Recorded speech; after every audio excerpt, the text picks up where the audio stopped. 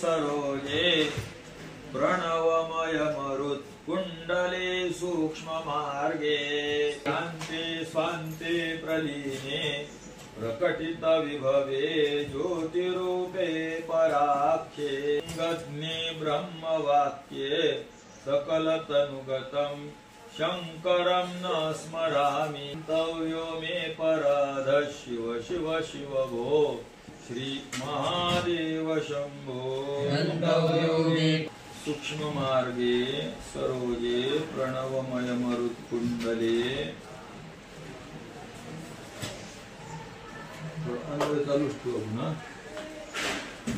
ब्रह्मवाक्ये लिंगज्ञे प्रकटित विभवे ज्योतिरूपे पराख्ये शांते स्वान्ते प्रलीने स्थाने स्थित्वा सकलतनुगतं शंकरं न स्मरामि शिव शिव शिव हो श्री महादेव शंभो मे अपराध क्षंतव्य। सूक्ष्म मार्ग कारण हा कुंडलिनीचा मार्ग हा षडचक्र भेदनाचा मार्ग स्थूल आहे की सूक्ष्म आहे? सूक्ष्म आहे कारण पोस्टमॉर्टम मध्ये शरीर फाळल्यावर दिसते तर कोणाला म्हणून मार्ग काय झाला सूक्ष्म असणारे। आता कमळाचं रूप करतात तर कमळ कुठं असतात? सरोजामध्ये असतात तळ्यामध्ये। म्हणजे सरोजे प्रणवमय मरुत्कुंडले तळ्यामध्ये असणारे आणि हे कमळ कसे आहेत? प्रणवमय आहे। प्रणवमय म्हणजे ओंकारमय असणारे प्राणसमूह। अजून रे कशा आहेत महादेव त्याच्या ठिकाणी मी लीन आहे बा असं सांगण्यासाठी काय बोलतात? ब्रह्मवाक्य वेद वाक्याचा विषय असणारे लिंगज्ञ। लिंग म्हणजे लीन, लीन कोण आहे? मग परमात्मा असं आणि त्यामध्ये लीन स्वरूप गुप्त स्वरूप असणाऱ्या शिवाच्या ठिकाणी पुढे म्हणतात रे प्रकटित विभवे। आता लिंग म्हणतात, लिंगम म्हणजे काय रे तुम्हाला सांगितलं लिंगम।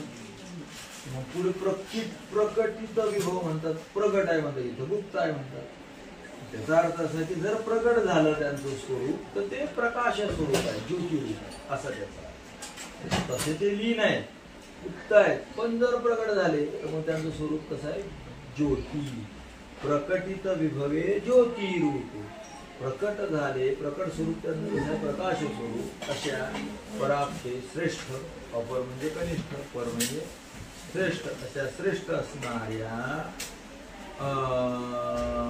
पराख्ये अशा शांते स्वांते शांत स्वरूप असणारे स्वांत स्वस्वरूप असणाऱ्या अशा महादेवाच्या ठिकाणी प्रलीने लीन होऊन स्थानी स्थित्वा अशा ठिकाणी स्थिर होऊन लीन होऊन